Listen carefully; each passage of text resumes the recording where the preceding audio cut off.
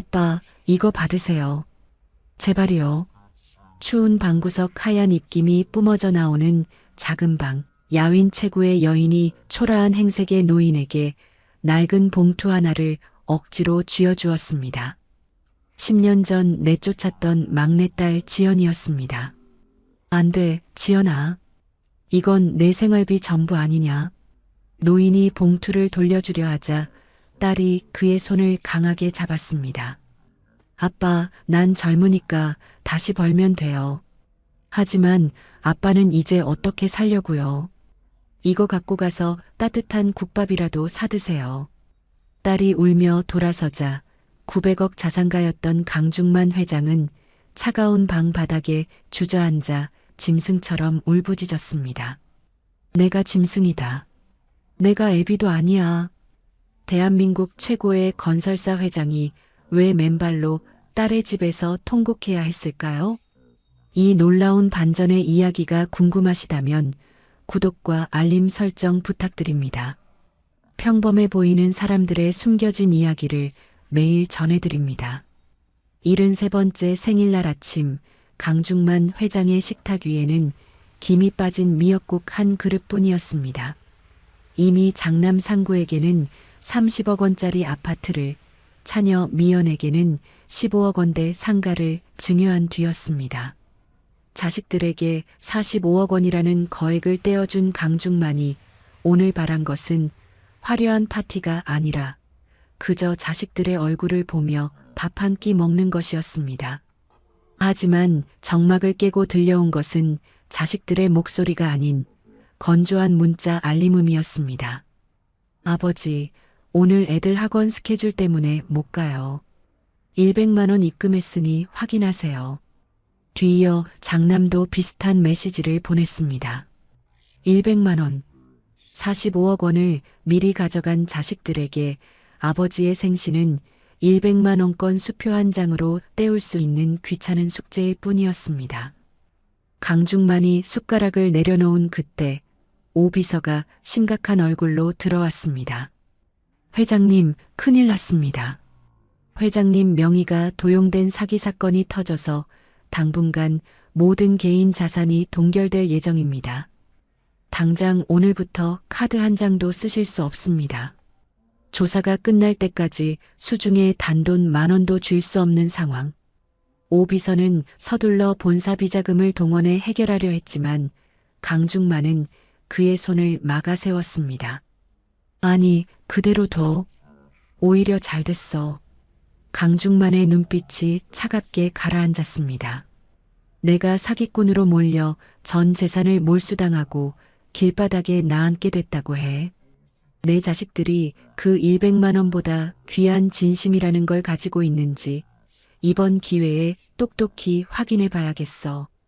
강중만은 주저없이 장식장에 있던 명품 시계를 풀고 창고 깊숙이 처박아 두었던 낡은 점퍼를 꺼내 입었습니다.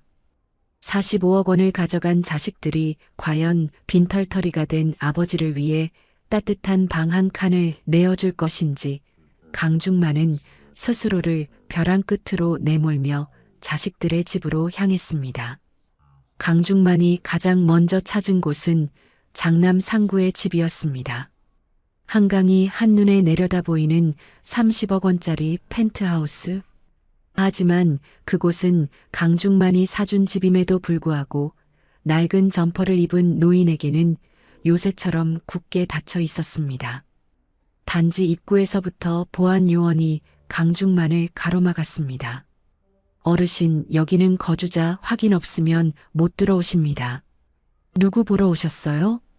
강중만이 아들의 동호수를 대며 실랑이를 벌이는 사이 때마침 장남 상구의 외제차가 단지 안으로 미끄러지듯 들어왔습니다. 강중만은 반가운 마음에 차 앞으로 다가갔지만 상구는 선팅이 짙게 된 창문을 내리지 않았습니다. 오히려 낡은 옷차림의 아버지를 못 본 척하며 경적을 짧게 울리고는 그대로 지하 주차장으로 사라져버렸습니다. 멀거니 서 있는 강중만 옆으로 명품 가방을 든 이웃 주민들이 지나가며 쑥덕거렸습니다. 요즘은 노숙인들이 여기까지 들어오네. 보안팀은 뭐 하는 거야? 멸시 어린 시선이 화살처럼 꽂혔습니다. 그때 주머니 속 휴대폰이 진동했습니다. 상구에게서 온 문자였습니다. 아버지, 지금 손님들이랑 같이 있어서 곤란해요. 일단 집에 가 계세요. 나중에 연락드릴게요. 직접 얼굴을 맞대고 거절할 용기조차 없는 비겁한 통보였습니다. 30억 원을 내어준 대가는 차가운 콘크리트 벽과 나중에라는 무책임한 문자 한 통이었습니다.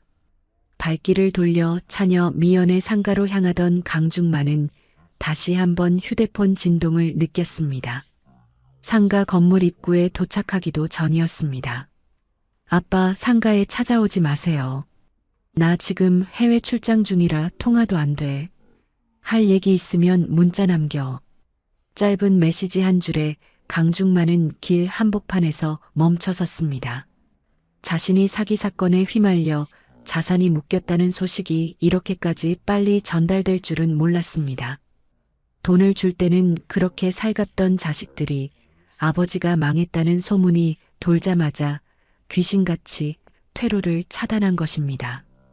분명 상가 창가에 딸의 실루엣이 비쳤지만 그녀는 아버지가 사준 건물의 셔터를 내리듯 마음의 문을 굳게 닫아버렸습니다. 비바람이 들이치기 시작한 길거리, 강중만은 낡은 단화 속으로 스며드는 빗물을 느끼며 홀로 섰습니다. 그토록 공들여 키운 자식들은 이제 문자 몇 줄 뒤로 숨어 아버지를 외면하고 있었습니다. 빗물인지 눈물인지 모를 액체가 주름진 뺨을 타고 흘러내렸습니다. 강중만은 10년 전 자신이 매몰차게 내쫓았던 막내딸 지연의 주소를 꺼냈습니다. 낡은 메모지에 적힌 그곳으로 향하는 강중만의 어깨가 오늘따라 유난히 작아 보였습니다.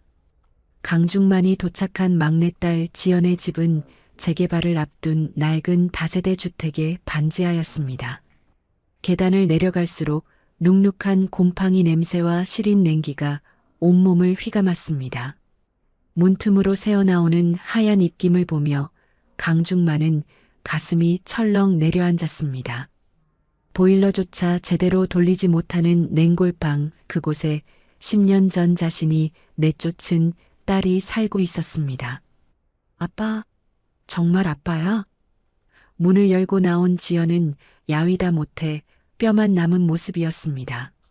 낡은 스웨터를 겹겹이 껴입은 딸은 아버지를 보자마자 비명을 지르듯 달려와 강중만의 젖은 손을 잡았습니다.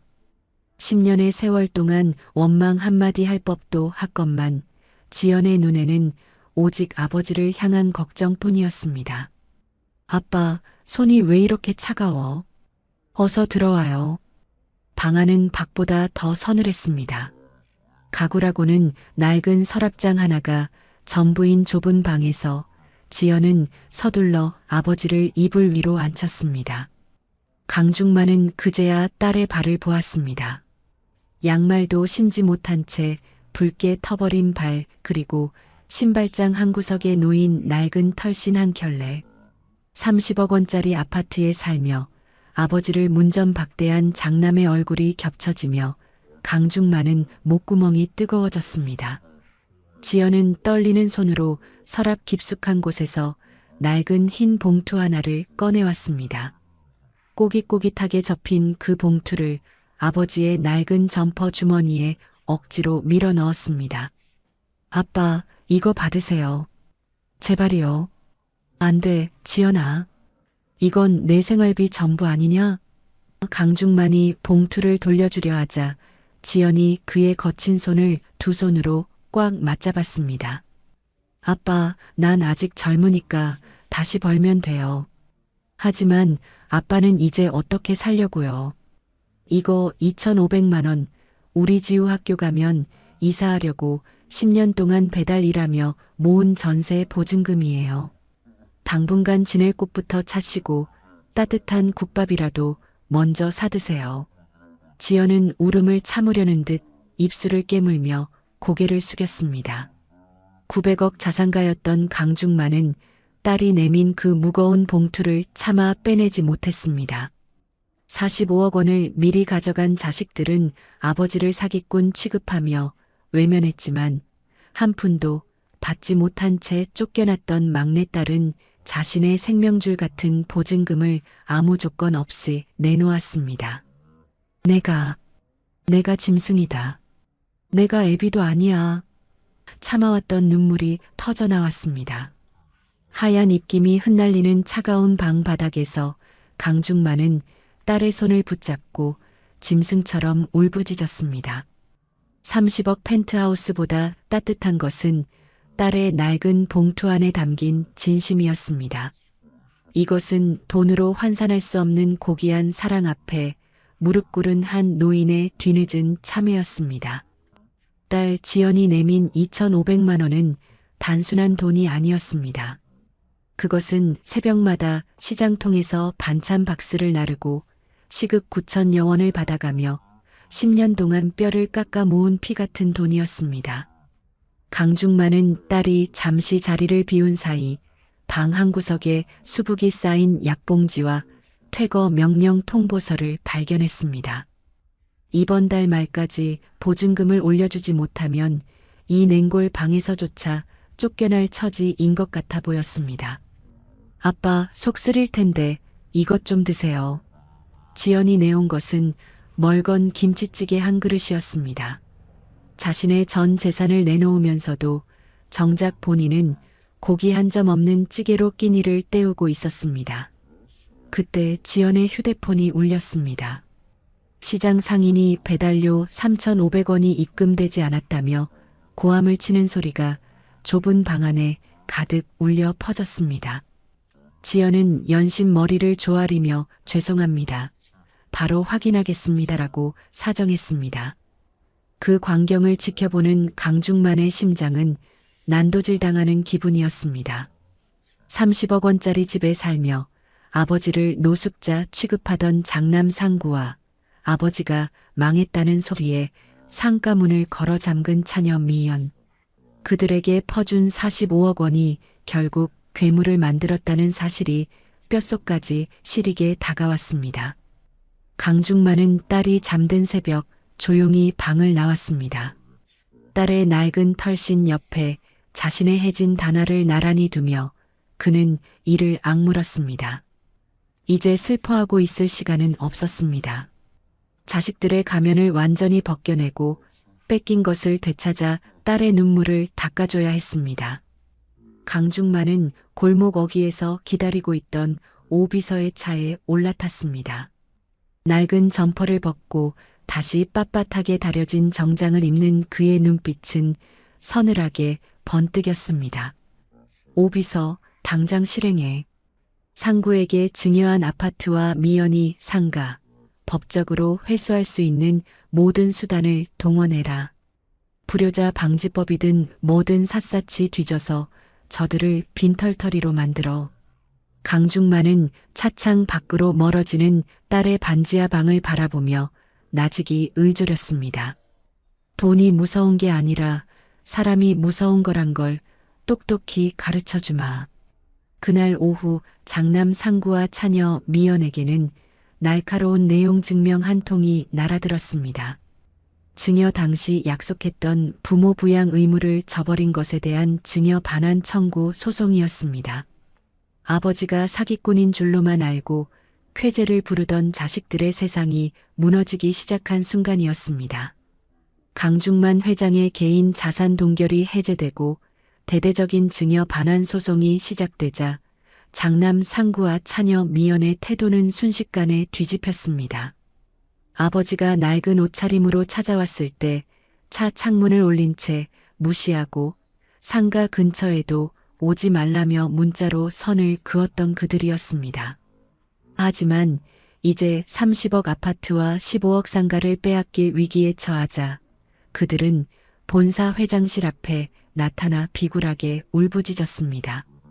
아버지, 그때는 정말 제 차 근처에 계신 분이 아버지인 줄 꿈에도 몰랐어요. 경비원하고 신랑이 하는 노숙인인 줄 알았습니다. 상구는 무릎을 꿇은 채 바닥을 기며 변명했습니다. 미연 역시 억지 눈물을 짜내며 매달렸습니다. 아빠, 저도 정말 출장 중인 줄 알았다니까요. 연락받고 얼마나 가슴이 찢어졌는데. 강중만은 책상 위에 놓인 대형 모니터를 켰습니다. 화면에는 상구가 아버지를 무시하고 지하 주차장으로 들어갔던 그날의 블랙박스 영상과 아버지가 문 앞에 오기도 전에 오지 말라며 보냈던 미연의 문자 내역이 선명하게 떠올랐습니다. 너희는 내가 망했다는 소문을 듣자마자 나를 투명 인간 취급했지. 내 얼굴 한번 보지 않고 문자 몇 줄로 나를 길바닥에 버렸다. 강중만의 싸늘한 목소리에 상구와 미연은 입을 닫았습니다. 강중만은 오 비서가 준비한 서류를 그들 앞에 내던졌습니다. 그것은 단순한 소송 서류가 아니라 그들이 증여받은 재산을 담보로 몰래 대출을 받아 사치와 도박에 탕진해온 적나라한 명세서였습니다. 너희에게 준 45억 원은 오늘부로 전액 회수한다. 이미 법적 절차는 끝났어. 너희 명의의 집과 상가에서 당장 몸만 나가라. 아빠, 그래도 우리가 자식인데 어떻게 이래요? 차라리 돈을 좀 빌려주세요. 상구의 뻔뻔한 요구에 강중만은 헛웃음을 터뜨렸습니다. 돈? 내 막내딸 지연이는 그 차가운 반지하 방에서 하얀 입김을 내뱉으며 내게 생활비 전부를 줬다. 너희가 입금한 100만 원짜리 생일 선물보다 그 아이가 배달료 3,500원을 모아 만든 그 봉투가 100배, 1000배는 더 무겁더구나. 강중만은 차갑게 손을 내저었습니다. 경호원들이 달려들어 비명을 지르는 상구와 미연을 끌어냈습니다. 그들은 아버지가 사준 성벽 뒤에 숨어 아버지를 외면했지만 이제 그 성벽 밖으로 비참하게 쫓겨나게 된 것입니다. 강중만은 그들의 뒷모습을 보며 평생 돈으로 자식들을 망친 자신의 과오를 뼈저리게 반성했습니다.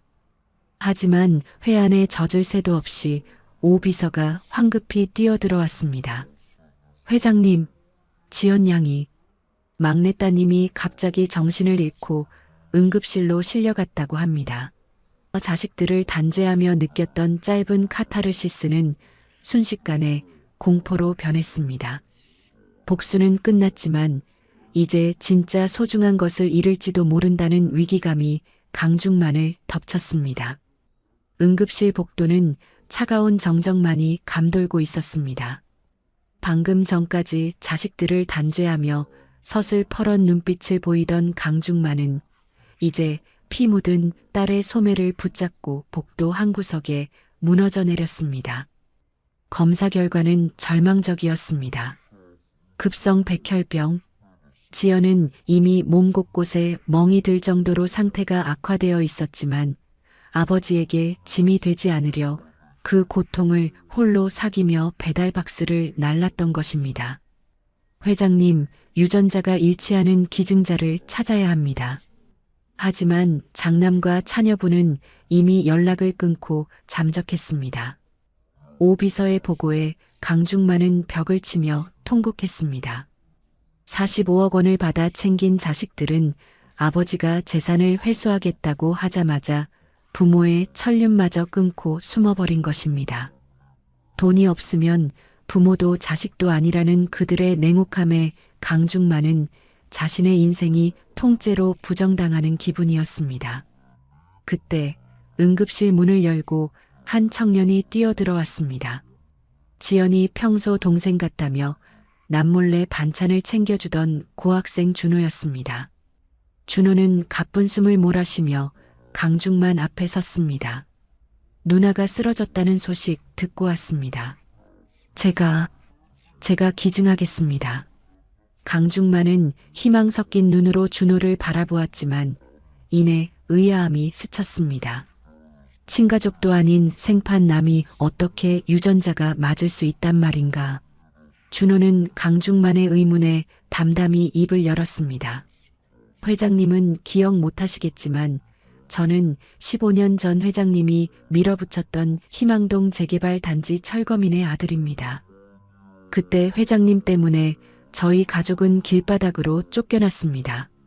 강중만의 안색이 창백해졌습니다. 자신이 성공의 가도를 달리기 위해 무참히 짓밟았던 과거의 과오가 딸의 목숨줄을 쥐고 눈앞에 나타난 것입니다. 준호는 떨리는 목소리로 말을 이었습니다. 회장님은 제 집을 뺏었지만 누나는 제게 매일 따뜻한 밥을 주었습니다. 사람은 밥심으로 사는 거다. 기죽지 말하면서요. 저는 회장님이 아니라 저를 사람으로 대접해준 지연 누나를 위해 온 겁니다.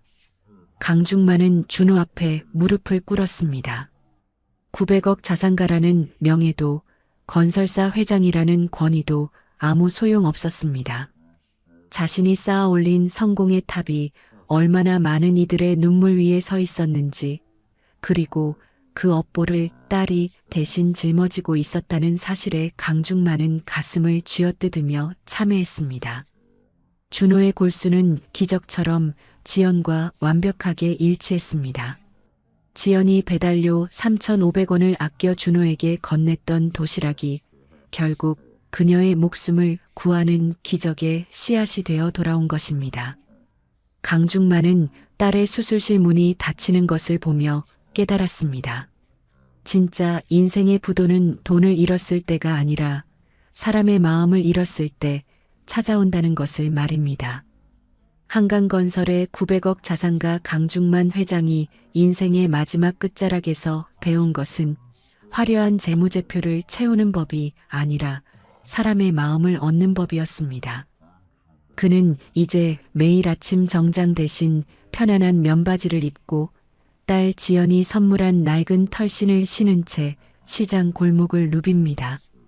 그의 서재 가장 잘 보이는 곳에는 화려한 훈장 대신 꼬깃꼬깃하게 접힌 하얀 봉투 하나가 액자에 담겨 걸려 있습니다. 10년 동안 배달 일을 하며 딸이 모았던 2,500만 원. 900억이라는 숫자에 가려보지 못했던 진정한 부의 가치가 그 낡은 종이 속에 담겨 있었습니다. 강중만은 매일 그 봉투를 보며 생각합니다.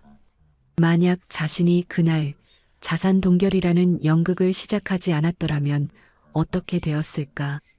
아마도 그는 죽는 순간까지 자식들의 거짓 웃음에 속아 차가운 돈 뭉치만을 안고 쓸쓸히 눈을 감았을지도 모릅니다. 재산을 미리 가져간 자식들은 아버지가 망했다는 소문에 단 1초의 망설임도 없이 부모의 손을 놓았습니다. 하지만 아무것도 받지 못한 채 쫓겨났던 막내딸은 자신의 심장을 떼어주듯 전 재산을 내놓았습니다. 이 역설적인 현실은 오늘을 살아가는 우리에게 묵직한 질문을 던집니다. 우리가 평생을 바쳐 모은 재산이 과연 위기의 순간에 나를 지켜줄 방패가 될 것인지 아니면 자식들을 괴물로 만드는 독이 될 것인지를 말입니다.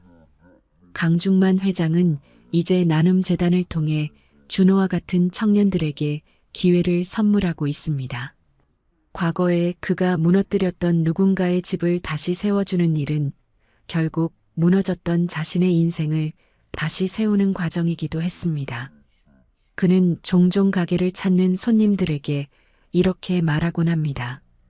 돈은 바닷물과 같아서 마실수록 갈증만 더해지더군요. 하지만 누군가를 위해 끓여낸 따뜻한 국밥 한 그릇의 온기는 평생을 갑니다. 인생이라는 긴 여정에서 우리가 마지막까지 쥐고 가야 할 것은 통장의 잔고가 아니라 내가 쓰러졌을 때 맨발로 달려와 줄 단 한 사람의 진심입니다. 여러분은 지금 누구에게 그 진심을 전하고 계십니까? 혹시 가까이 있는 보물을 잊은 채 멀리 있는 숫자만을 쫓고 있지는 않으신가요? 진짜 부자는 많이 가진 사람이 아니라 곁에 있는 사람의 소중함을 아는 사람이라는 사실을 이 평범한 부녀의 일장이 증명하고 있습니다. 오늘 이야기를 끝까지 들어주신 여러분의 곁에도 낡은 털신처럼 따뜻하고 편안한 진심이 늘 함께하기를 진심으로 바랍니다. 잘 들었다는 따뜻한 댓글 한 줄이 저에게는 큰 힘이 됩니다. 긴 시간 이야기 친구와 함께 해주셔서 감사합니다. 그 통역 제가 하겠습니다. 제 입에서 그 말이 떨어지는 순간 회의실 안의 공기는 얼어붙은 듯 멈췄습니다. 찻잔을 받쳐든 제 손은 미세하게 떨리고 있었지만 눈빛만은 그 어느 때보다 단단했습니다.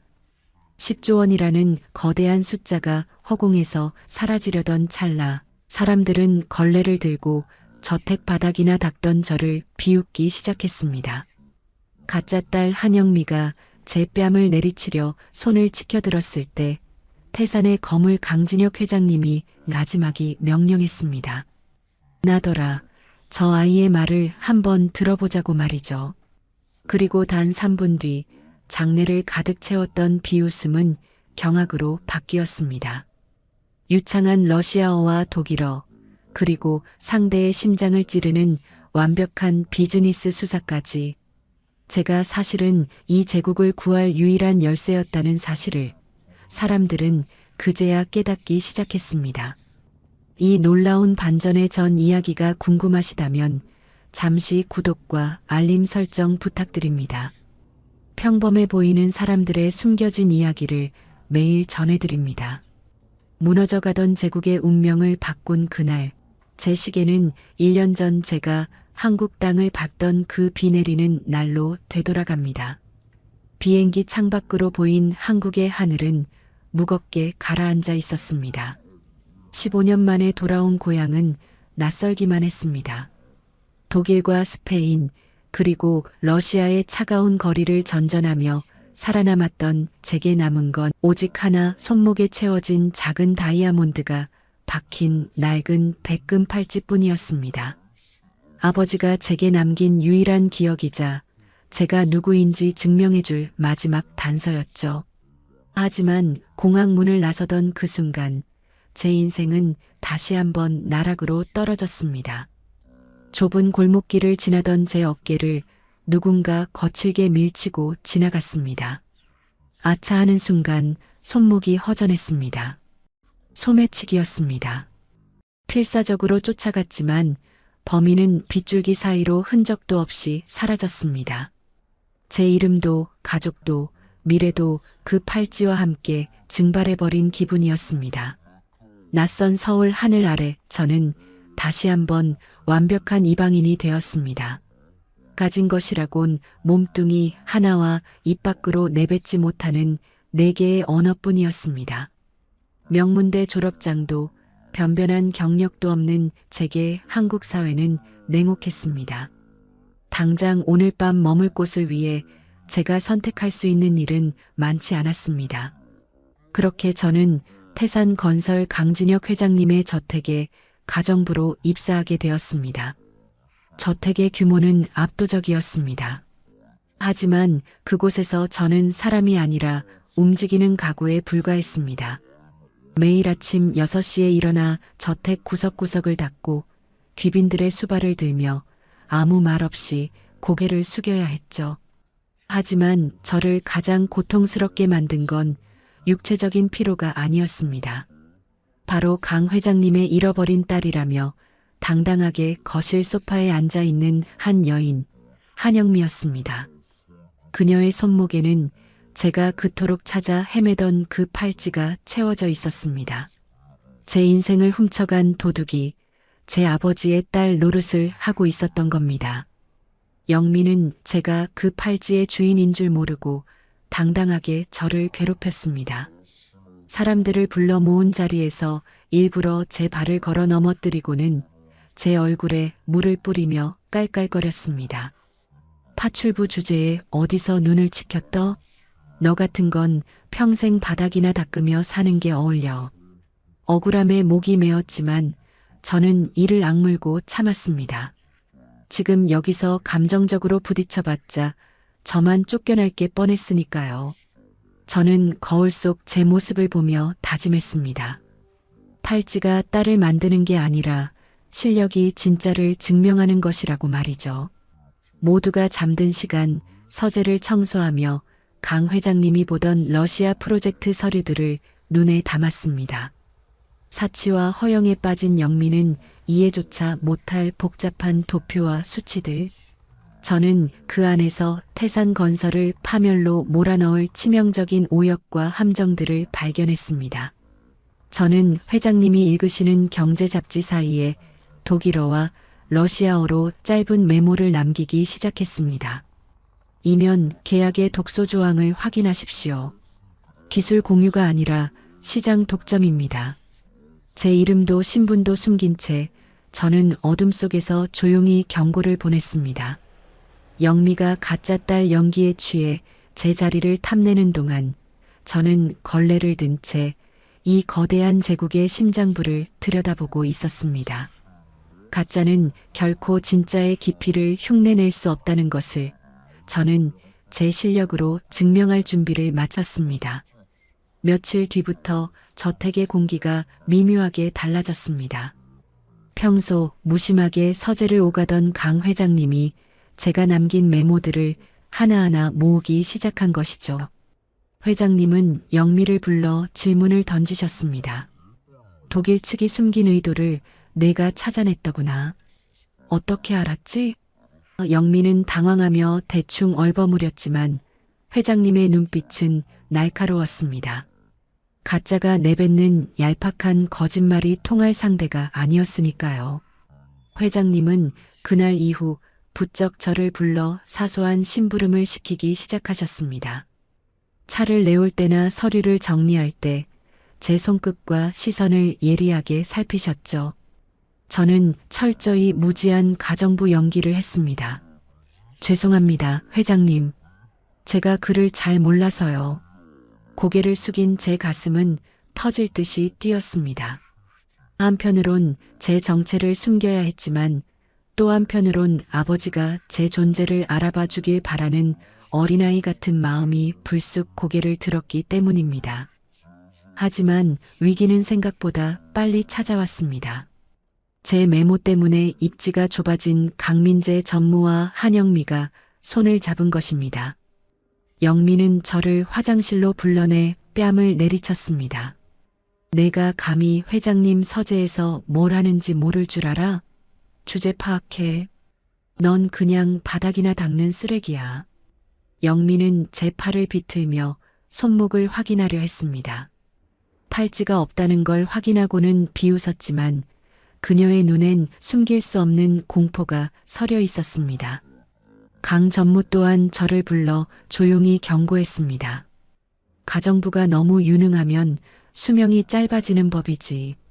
조용히 입 닥치고 살던가 아니면 스스로 사라지던가. 그는 제가 입고 있는 낡은 유니폼 주머니에 지폐 몇 장을 쑤셔 넣으며 비릿한 웃음을 지었습니다. 마치 제 자존심을 헐값에 사겠다는 듯한 모욕적인 행동이었죠. 저는 그 돈을 꽉 쥐고 부르르 떨었습니다. 그들이 제게 가하는 압박이 거세질수록 저는 확신했습니다. 저들이 지금 나를 무서워하고 있다는 것을 말이죠. 저는 그날 밤 평소보다 더 대담한 메모를 남겼습니다. 이번에는 10조 원 프로젝트의 핵심인이면 계약서의 독소 조항을 수치까지 정확히 명시했습니다. 영미가 사치스러운 파티에서 사람들의 눈을 속이는 동안 저는 이 거대한 저택의 가장 어두운 곳에서 적들의 목을 죄의 칼날을 갈고 있었습니다. 비록 지금은 그들에게 짓밟히고 무시당하는 보잘것없는 그림자일 뿐이지만 곧 이 그림자가 그들의 화려한 제국을 뒤덮을 것이라는 사실을 저는 믿어 의심치 않았습니다. 폭풍 전야의 고요함은 오래가지 않았습니다. 10조 원 프로젝트의 최종 입찰을 앞둔 날 아침, 저택은 비명과 발소리로 뒤덮였습니다. 강 전무가 보안팀을 이끌고 제 방을 들이닥친 것입니다. 그들은 제 낡은 가방을 거칠게 쏟아냈고 그 안에서는 태산건설의 기밀 서류와 거액의 입금 내역이 찍힌 통장이 쏟아져 나왔습니다. 물론 제가 본 적도 없는 조작된 증거들이었죠. 영미는 기다렸다는 듯 강 회장님 앞에서 눈물을 흘리며 연기를 시작했습니다. 아빠, 제가 말했잖아요. 저 파출부가 수상하다고. 우리 회사를 팔아넘기려던 스파이였어요. 강 회장님의 눈빛은 얼음처럼 차갑게 식어버렸습니다. 저는 무릎을 꿇고 애원했습니다. 회장님 아닙니다. 제 말을 믿어주세요. 저는 그저 회사를 지키고 싶었을 뿐입니다. 하지만 회장님은 대답 대신 고개를 돌려버리셨습니다. 그 외면이 날카로운 칼날이 되어 제 가슴을 후벼 팠습니다. 강 전무는 비릿한 웃음을 지으며 제 머리 위로 해고 통지서를 던졌습니다. 감히 누구 앞이라고 혀를 놀려? 넌 오늘부로 이 집에서 제명이다. 보안 요원들에게 끌려나가는 제 뒤로 영미의 비웃음 소리가 들려왔습니다. 그녀는 제 귓가에 대고 낮게 속삭였습니다. 거지는 거지의 자리로 돌아가야지. 내가 아무리 똑똑한 척해봐야 넌 그냥 도둑년일 뿐이야. 그날 밤 서울에는 잔인한 폭우가 쏟아졌습니다.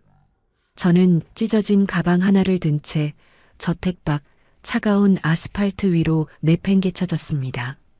빗물인지 눈물인지 모를 액체가 얼굴을 타고 흘렀고 온몸은 사시나무 떨듯 떨려왔습니다.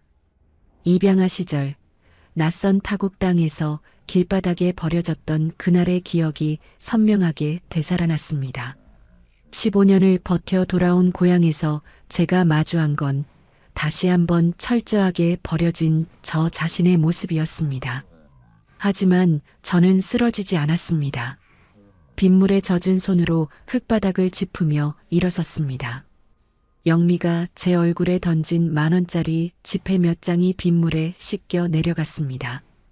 그들이 제게 누명을 씌우고 비웃을수록 제 내면에서는 차가운 분노와 도끼가 차올랐습니다.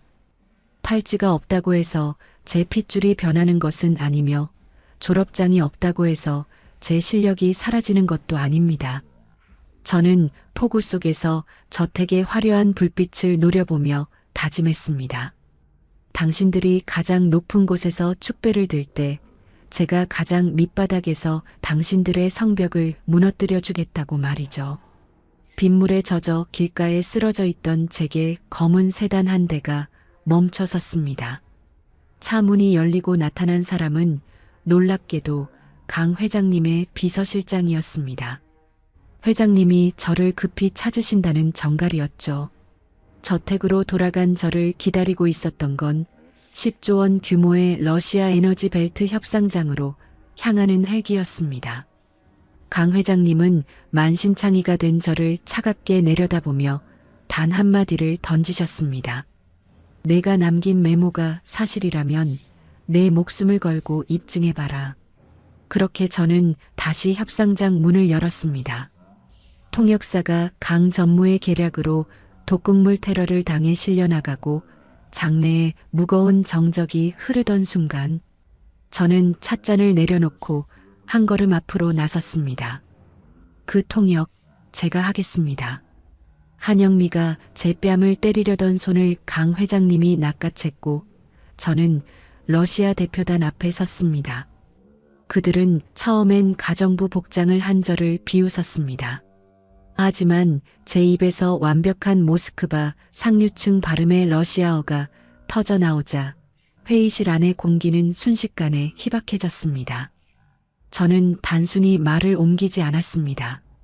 러시아 대표가 숫자를 속이려 할 때마다 그들의 내부 사정을 찌르는 날카로운 질문을 독일어로 덧붙였고 강 전무가 심어둔이면 계약의 독소 조항들을 실시간으로 파헤쳐 강 회장님께 전달했습니다.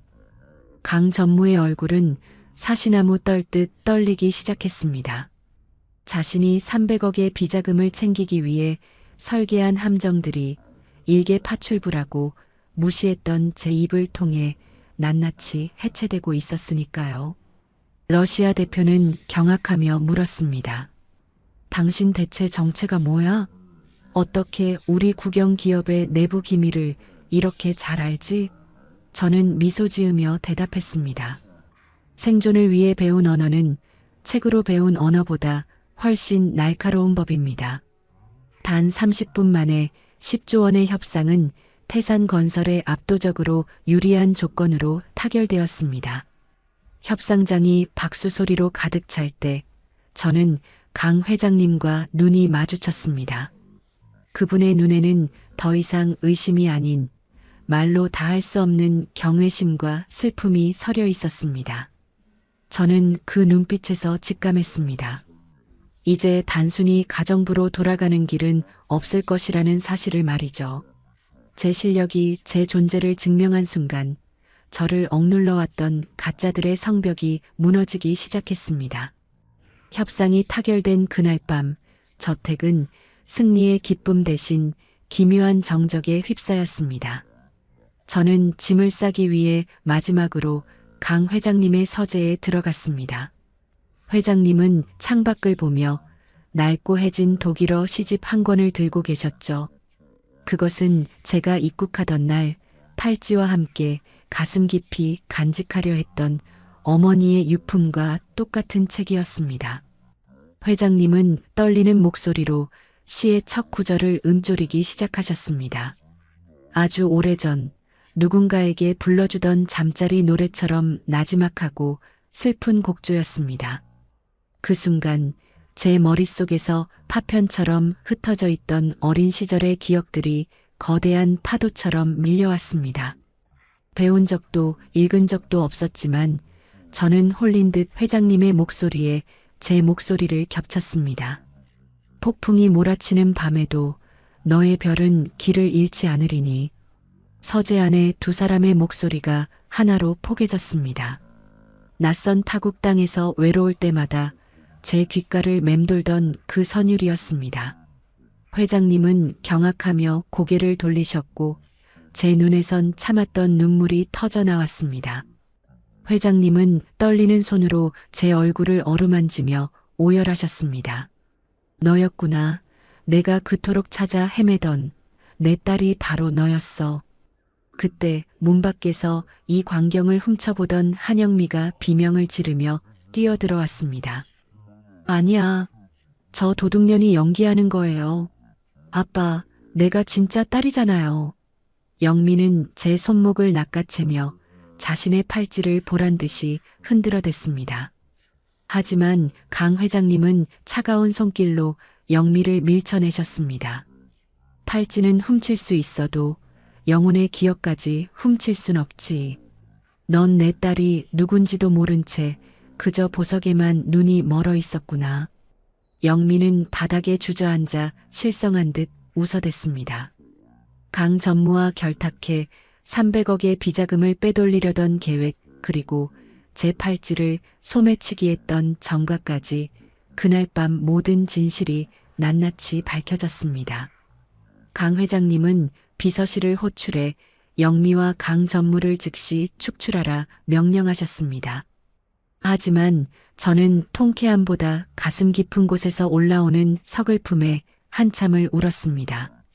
15년이라는 긴 시간 저는 바로 옆에 아버지를 두고도 파출부라 불리며 바닥을 닦아야 했으니까요. 회장님은 제 손을 꽉 잡으며 말씀하셨습니다. 미안하다, 은우야. 내가 너무 늦게 알아봐서 정말 미안하다. 진실이 밝혀진 다음 날 강 전무는 마지막 발악을 준비하고 있었습니다. 그는 제가 가정부 출신이라는 점을 이용해 이사회를 선동하려 했죠. 근본도 모르는 여자에게 태산의 미래를 맡길 순 없습니다. 강 전무의 외침에 회의실 안은 술렁였습니다. 하지만 저는 화려한 드레스 대신 평소 입던 단정한 셔츠 차림으로 문을 열고 들어갔습니다. 제 손에는 강 전무가 해외 유령 회사를 통해 빼돌리려던 300억 원의 자금 세탁 경로가 담긴 보고서가 들려 있었죠. 저는 단 한마디의 욕설도 고함도 치지 않았습니다. 대신 유창한 러시아어와 독일어로 된 원문 서류들을 하나씩 화면에 띄웠습니다. 강 전무가 복잡한 법망을 피해 설계한 독소 조항들을 저는 그가 사용한 언어 그대로 해석하며 조목조목 반박했습니다. 전무님, 기술 공유라는 단어를 러시아 고어에서 따오셨더군요. 하지만 그 단어는 법적으로 강제 몰수를 의미하기도 한다는 걸 모르셨습니까? 제 목소리가 회의실에 울려 퍼질 때마다 강 전무의 얼굴은 핏기를 잃어갔습니다. 그는 자신이 완벽하다고 믿었던 설계가 일개파출부라고 무시했던 제 손바닥 안에서 놀아나고 있었다는 사실에 몸서리를 쳤습니다. 그것은 단순한 분노가 아니었습니다. 자신보다 압도적인 지능과 실력을 마주했을 때 느끼는 원초적인 공포였죠. 임원들은 숨을 죽인 채 저를 바라보았습니다. 이제 그들의 눈에 저는 회장님의 딸이 아니라 태산을 이끌 진정한 포식자로 보이기 시작한 것입니다. 회의가 끝나고 모두가 빠져나간 자리, 강 전무는 힘없이 의자에 주저앉았습니다. 제가 다가가 그의 앞에 보고서를 내려놓자 그는 떨리는 손으로 제 구두 끝을 바라보며 나지막이 의조렸습니다. 도대체 당신은 정체가 뭡니까? 어떻게 사람이 이런 것까지 다 계산할 수 있지? 저는 차갑게 미소 지으며 대답했습니다. 밑바닥에서 살아남으려면 상대의 머릿속을 읽는 건 선택이 아니라 필수였으니까요. 강 전무는 그제야 깨달은 듯 고개를 떨궜습니다. 그는 자신이 이길 수 없는 상대를 건드렸음을 인정하며 제 앞에 무릎을 꿇었습니다. 제가 졌습니다. 저를 죽이시든 버리시든 마음대로 하십시오. 하지만 태산을 위해서라면 당신 같은 괴물이 필요합니다. 저는 그를 일으켜 세우지 않았습니다. 다만 차가운 목소리로 경고했죠. 죽이지는 않겠습니다. 대신 당신의 그 영리한 머리를 이제 태산을 지키는 데 쓰세요. 한 번이라도 딴 마음을 먹는다면 그때는 정말 당신의 모든 것을 지워버릴 테니까요. 오만했던 엘리트가 공포 섞인 경외심을 담아 제게 고개를 숙인 순간이었습니다. 폭풍 같던 일들이 지나가고 저택에도 평화가 찾아왔습니다. 강 회장님은 제게 곧바로 부회장 자리를 제안하셨습니다. 이제는 낡은 앞치마를 벗고 이 제국의 주인이 되어달라고 말이죠. 하지만 저는 그 제안을 정중히 거절했습니다. 대신 제가 요청한 것은 단 하나, 인사팀에서 발행한 말단 사원 신분증이었습니다. 아버지, 저는 15년간 배운 적 없는 지식들을 생존을 위해 몸으로만 익혔습니다. 하지만 이제는 제대로 된 언어로, 제대로 된 학문으로 제 실력을 증명하고 싶습니다. 누구의 딸이 아닌 강은우라는 이름 석자로 말이죠. 회장님은 잠시 당황하셨지만 이내 제 눈 속의 확신을 읽고는 환하게 웃으셨습니다. 그래, 역시 내 딸답구나. 내가 쟁취할 그 자리를 기쁘게 기다리마. 첫 출근 날 아침, 저는 정돈된 정장 차림으로 거울 앞에 섰습니다. 화장대 위에는 되찾은 백금 팔찌가 놓여 있었습니다. 저는 그 팔찌를 조용히 서랍 깊숙한 곳에 넣었습니다. 이제 제게는 혈연을 증명할 팔찌도 누군가에게 보여주기 위한 가짜 가면도 필요 없었으니까요. 제 손목에 새겨진 굳은 살과 머릿속에 든 지식들이 이미 제가 누구인지 말해주고 있었습니다. 회사 로비에 들어서자 저를 무시했던 직원들이 경직된 자세로 허리를 굽혔습니다. 하지만 저는 그들에게 가벼운 목례를 건네며 제 자리로 향했습니다. 제 책상은 복도 끝 가장 햇살이 잘 드는 창가에 놓인 신입사원의 자리였습니다. 그곳에는 두꺼운 경영학 전공 서적과 영어, 러시아어 원문 서류들이 수북이 쌓여 있었죠. 그때 제 책상 옆으로 누군가 다가와 서류 뭉치를 내려놓았습니다. 이제는 제 가장 충직한 조력자가 된 강 전무였습니다. 팀장님, 아니 사원님, 오늘 공부할 분량입니다. 제 제자가 되기로 한 거 후회 안 하시겠죠? 저는 미소 지으며 대답했습니다. 물론이죠. 대신 사정 봐주지 마세요. 전무님보다 더 뛰어난 괴물이 될 생각이니까요. 저택의 차가운 바닥을 닦던 걸레 대신 저는 이제 태산 건설의 미래를 적어 내려갈 펜을 쥐었습니다. 사람들은 기적이라 말하지만 저는 알고 있습니다. 이것은 기적이 아니라 포기하지 않고 버텨온 시간들이 만들어낸 당연한 결과라는 것을 말이죠. 창밖으로 비치는 눈부신 아침 햇살을 받으며 저는 진짜 제 인생의 첫 페이지를 넘겼습니다. 오늘도 사연 끝까지 함께 해주셔서 감사합니다. 이야기 친구였습니다. 감사합니다.